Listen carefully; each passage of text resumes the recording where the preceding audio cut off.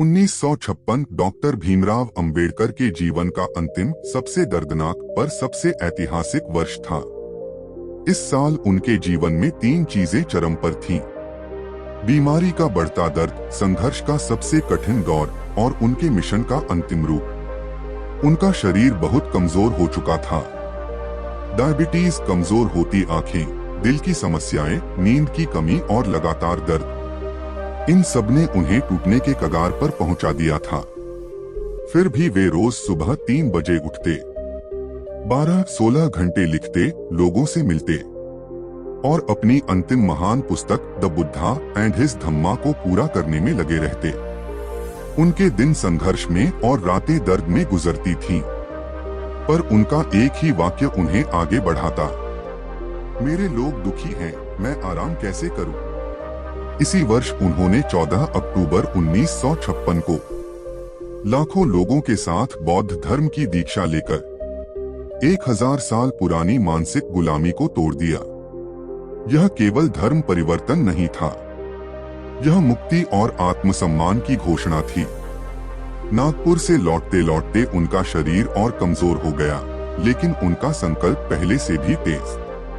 वे लिखते रहे क्योंकि उन्हें एहसास था कि समय बहुत कम बचा है। और अंततः 5 दिसंबर 1956 को उन्होंने अपनी अंतिम पुस्तक पूरी की और शांत स्वर में कहा, अब मेरा काम पूरा हो गया। सन 1950 के बाद भारत बदल रहा था, नया संविधान लागू हो चुका था। आजादी सिर्फ कागज पर नहीं बल्कि लोगों की सोच में जगह बना रही थी। लेकिन जितना देश बदल रहा था, उतनी ही तेजी से एक व्यक्ति भीतर से टूट रहा था, डॉक्टर भीमराव रामजी अंबेडकर। एक ऐसा व्यक्ति जिसने अपना पूरा जीवन संघर्ष और सेवा में जला दिया था, मगर अंत के साल उसके लिए सबसे कठिन साबित हो रहे थे। भारत के लोगों को शायद ही पता था कि संविधान बनाने वाले इस महापुरुष का स्वास्थ्य दिन प्रतिदिन गिरता जा रहा है। 1950 के दशक में अंबेडकर को डायबिटीज, ब्लड प्रेशर, दिल की कमजोरियां और लगातार नींद न आने जैसी कई गंभीर बीमारियों ने घेर लिया था। उनका शरीर उनका साथ छोड़ रहा था, लेकिन उनका दिमाग अभी भी वैसा ही तेज, वैसा ही उदार और वैसा ही संघर्षशील था। बाबा साहेब का सबसे दर्दनाक संघर्ष, समाज का कड़वा सच। भारत ने उन्हें संविधान निर्माता कहा, कानून मंत्री कहा, आधुनिक भारत का दूरदर्शी कहा, पर उनके भीतर एक पीड़ा थी जो और गहरी होती जा रही थी। वह पीड़ा थी उनके सपनों का अधूरा रह जाना। 1951 में उन्होंने एक बयान दिया था, मैंने संविधान बनाने में जो श्रम किया वह व्यर्थ जा सकता है यदि यह समाज अपना मानसिक ढांचा नहीं बदलता। यह वाक्य अंबेडकर की आंतरिक स्थिति को पूरी तरह खोल देता है। उन्होंने संविधान में समानता लिख दी थी, लेकिन उन्हें पता था कि समाज का मन अभी भी असमानता से भरा हुआ है। यही संघर्ष उन्हें मानसिक रूप से थकाता जा रहा था। 1952 से 1954 बिगड़ता स्वास्थ्य और न रुकने वाला काम। इन सालों के दौरान उनकी बीमारियां बढ़ती ही गईं। डायबिटीज अनकंट्रोल्ड, आंखों की रोशनी कम, पैरों में सूजन, रात में 1 घंटे से ज्यादा नींद नहीं। डॉक्टरों ने उन्हें आराम की सलाह दी, लेकिन वह कहते, आराम करना मेरे लिए विलासिता है, मेरे लोगों के दुख अभी पूरे नहीं हुए हैं। इस समय उनका पूरा जीवन सिर्फ 2 चीजों में बंट गया था, लेखन और आंदोलन। वह रोज 14 से 16 घंटे लिखते थे, किताबें पढ़ते थे, कानूनी और सामाजिक सुधारों पर काम करते थे। कमजोर शरीर के बावजूद उनका संकल्प अडिग था। 1954 के आसपास उन्हें कई बार बेहोशी, अत्यधिक थकान और सांस रुकने जैसी समस्याएं होने लगी। डॉक्टरों ने चेतावनी दी, अगर आपने काम नहीं कम किया तो यह शरीर ज्यादा समय आपको नहीं दे पाएगा। लेकिन वह सुनने वालों में से नहीं थे। बुद्ध और उनका धम्मा आखिरी महान कृति। आप जानते हो भाई, एक सामान्य लेखक 3-4 साल में 300 से 400 पेज की किताब लिखता है, लेकिन भीमराव अंबेडकर एक ऐसा इंसान जिसने मौत को सामने देखकर भी लिखना बंद नहीं किया। वह दिन में 16 घंटे लिखते थे। कभी कभी हाथ कांपते, आंखों के सामने अंधेरा छा जाता, पर हाथ रुकते नहीं। 1954 से 1956 के बीच उनकी पूरी ऊर्जा एक ही चीज पर लगी थी, बौद्ध धर्म का पुनरुत्थान और बुद्ध तथा उनका धम्म का लेखन। यह किताब सिर्फ एक पुस्तक नहीं थी, बल्कि उनके पूरे जीवन का सार, दर्शन, पीड़ा और मुक्ति का मार्ग थी। लोगों को यह नहीं पता था कि वह इस किताब को लिखने की ऐसी जल्दी इसलिए कर रहे थे क्योंकि उन्हें महसूस हो गया था कि उनके पास समय बहुत कम है। व्यक्तिगत जीवन में अकेलापन। 1950 में सावित्रीबाई की मृत्यु हो चुकी थी। 1953 में उन्होंने डॉक्टर शारदाबाई से विवाह किया, जिन्हें आम्बेडकर माई कहकर पुकारते थे। माई ने उनके अंतिम वर्षों में उनका बहुत साथ दिया, लेकिन बाबा साहेब के मन का दर्द इतना गहरा था कि वह किसी से बांट नहीं पाते थे।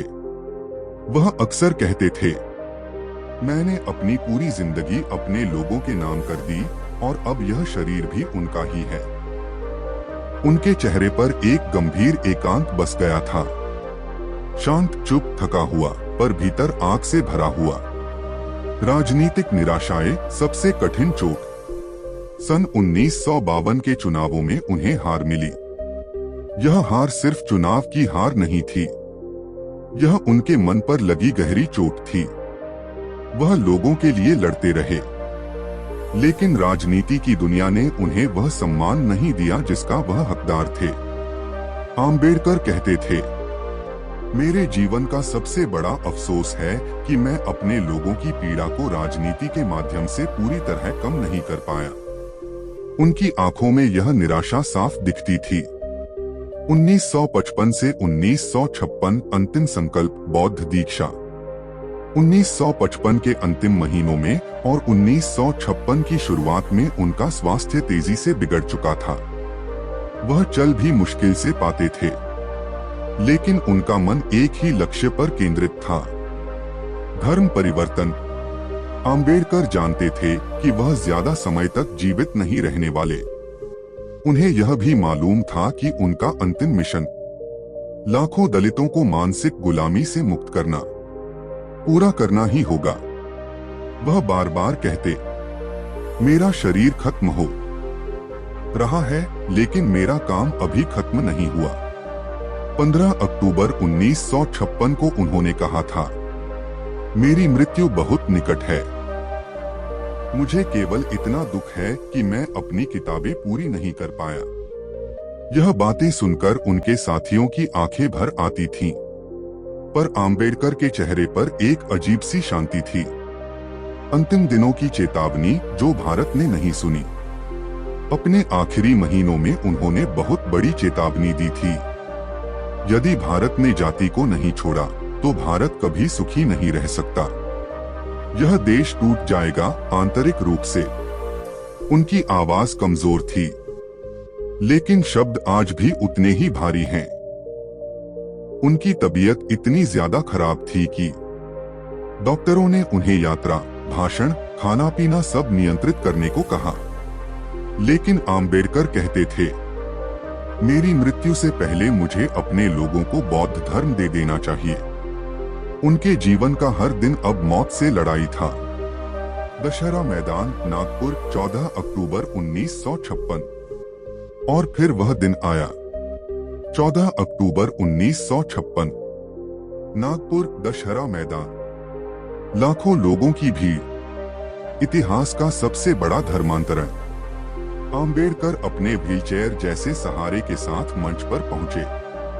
लोगों ने उनके दुर्बल शरीर को देखकर रोना शुरू कर दिया।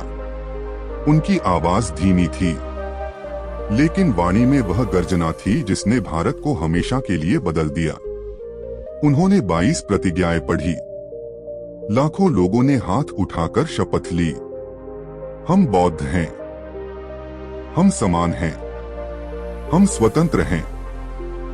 इतना बड़ा दृश्य भारत ने कभी नहीं देखा था, मगर उन्हें देखकर साफ लग रहा था यह व्यक्ति अब अधिक समय तक नहीं रहेगा। सब खत्म हो गया। अंतिम महीनों की शुरुआत। दीक्षा के बाद उनकी तबीयत और तेजी से गिर गई। रात में उन्हें सांस लेने में तकलीफ होती थी। कई दिनों तक वह बिस्तर से उठ भी नहीं पाते थे। माई शारदा और करीबी लोग उनकी सेवा करते थे, लेकिन बीमारी हर दिन उन्हें अंदर से खा रही थी। नवंबर 1956 में उन्होंने सार्वजनिक रूप से कहा, मैं अब बहुत दिन का मेहमान नहीं हूं। भारत को शायद तब भी एहसास नहीं हुआ था कि वह व्यक्ति जिसने संविधान दिया, जिसने करोड़ों को आत्मसम्मान दिया, वह अब अपनी जीवन यात्रा के अंत में पहुंच चुका है। उनके शरीर का हर अंग जवाब दे रहा था, लेकिन उनका मन आखिरी सांस तक काम कर रहा था। अगर आपको यह वीडियो अच्छी लगे तो कृपया हमारे चैनल रवि मालविया 88 को सब्सक्राइब जरूर करें। आपका एक सब्सक्राइब हमें और भी बेहतरीन वीडियो लाने की प्रेरणा देता है। वीडियो को लाइक, शेयर और कमेंट करना न भूलें। धन्यवाद।